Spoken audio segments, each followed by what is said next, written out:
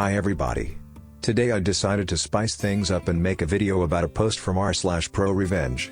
I will include r/ProRevenge to the pool of covered subreddits on this channel since it holds great stories that I would like to cover. Have a nice watch. Landlord is jealous of my income, raises my rent $500.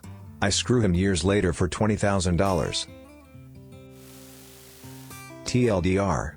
Is the same as the title. Landlord is jealous of my income, raises my rent 50%. I screw him years later for $20,000. All names have been changed. In the late 90s, wife and I were just married, just getting started, and we decided to dink, double income, no kids, it for a few years to save up for a down payment on a house. The dot-com bubble was still rising and I was a newly minted software developer. I had an entry-level job for a while and then got recruited to a new city and a new job that paid 3x what I was making before. It was an offer too good to pass up.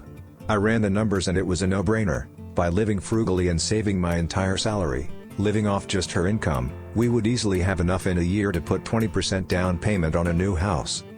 We rented an apartment in the new city that was listed for $950 per month. The landlord was a real estate agent who owned a 2-bedroom condo as an investment property. Let's call him Hank Wazowski. Hank was a thin, gray, no-nonsense guy. He was pleasant enough, but perfunctory, dry, and had no sense of humor. He made a point of explaining that under no circumstances was he responsible for maintaining the garbage disposal and that it was not included in the rental agreement and he would not be responsible for fixing it were it to break. Okay. He seemed slightly amused by us, a clueless, young, newlywed couple, but I could tell he wanted to rent to us because we were very obviously a safe choice as renters. We filled out the rental agreement and the credit check, and this is where my troubles began.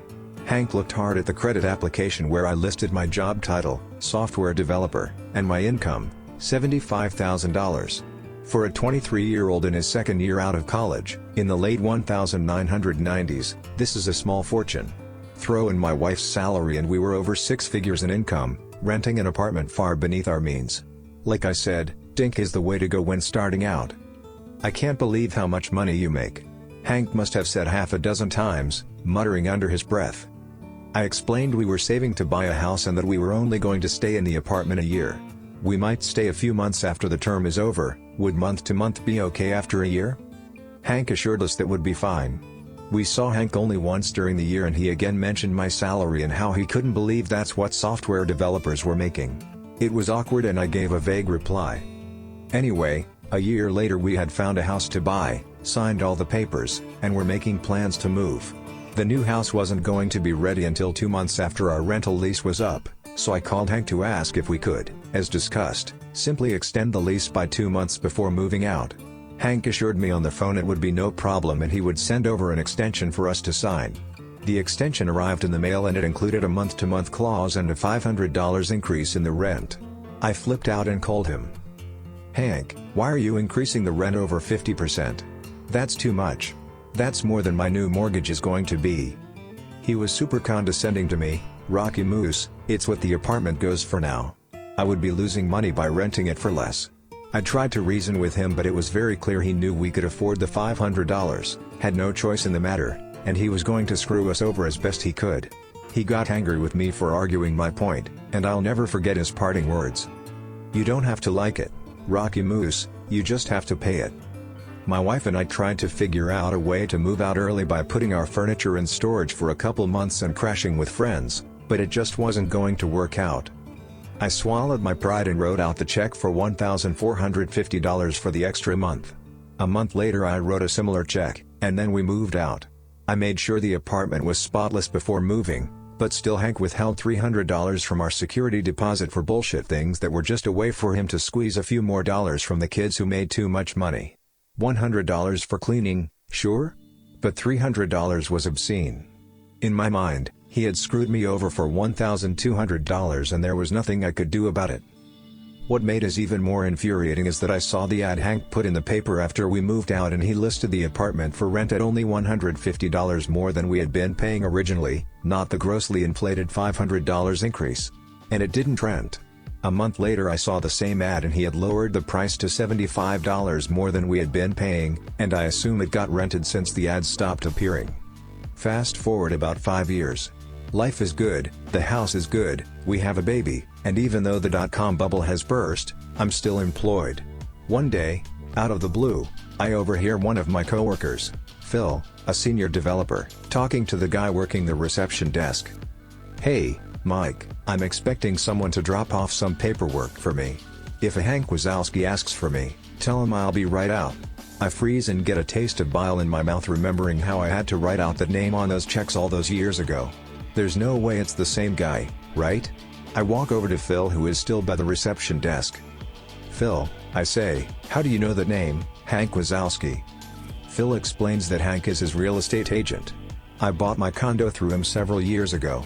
I'm selling my condo now so I can buy a house. So I'm going to ask him to be my agent again.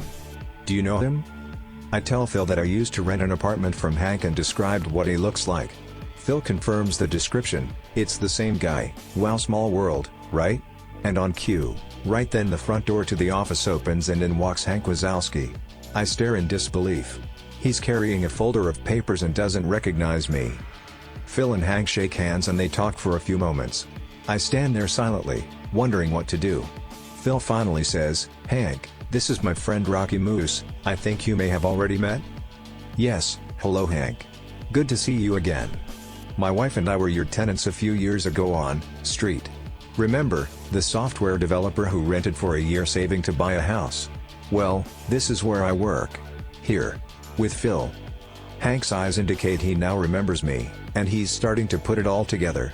We shake hands and he says yes, of course he remembers, and asks how we are doing. "Oh, we're just fine, thanks for asking." Phil says that you're his real estate agent. Small world, isn't it? Hank nods pleasantly. He still doesn't remember the details of our last conversation.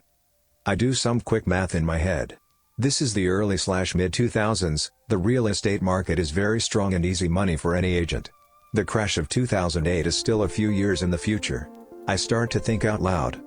Selling the condo for around $150 to $200,000, and you're looking at houses in the $500,000 range, so that's $650 to $700,000 in total transactions. An agent getting 3% on the sale and the purchase is getting around $20,000 for his trouble. That's a good commission for the agent, isn't it? Hank's eyes flash and I can tell he remembers everything about me now. Phil is surprised at my passive-aggressive tone. I am enjoying the uncomfortable silence. Hank deflects my question, saying it's complicated, and tells Phil to send back the papers as soon as possible. He shakes hands with Phil, looks at me, nods, and goes to leave. "It was really good to see you again, Hank." I call behind him. He exits the building. As the door is still shutting, I say a bit too loudly, so that Hank can hear, "Phil, don't sign anything just yet, I have a story to tell you." Phil looks at me and says, "Rocky, what the hell was that all about?" He looks pissed and confused at my behavior. I tell Phil the whole story, the rent, the $500 increase, the security deposit. You don't have to like it.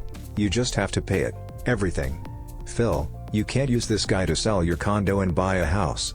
I hate him. He's evil. I'll help you find another real estate agent, just use anyone but Hank." So the great thing about Phil is that, well, he's a great guy. He says he's a little surprised at my story and has always known Hank as a straightforward guy. "But I totally see him doing that to you," he admits. "There's no way I could use him now. What a dick." Then Phil's eyes lit up a bit. "What do you want me to say when I fire him?" I have special feelings for Phil now. We came up with a plan and I made sure there were some key phrases in Phil's repertoire. We planned it all out together in advance. My only regret is that I didn't get to see Hank's reaction in person a day later when Phil made the following phone call while I stood behind him listening. "Hi, Hank? It's Phil calling. Yeah, about that. I've decided to get some other quotes from other agents. I'm not going to sign up with you." Pause. No, you shouldn't give a discount. You'd be losing money if you did that." Pause. "No, this is just a decision I've made. No, it has nothing to do with Rocky Moose." Pause. "Well, you don't have to like it, Hank. You just have to accept it. Goodbye." Click. And it was the greatest revenge I could have ever imagined. Through a chance meeting years later, Hank got screwed out of $20,000 in easy commissions. And the best part is Hank absolutely knew it had everything to do with Rocky Moose. Thanks for watching everyone. Don't forget to like and subscribe. This is Experimental Journeys.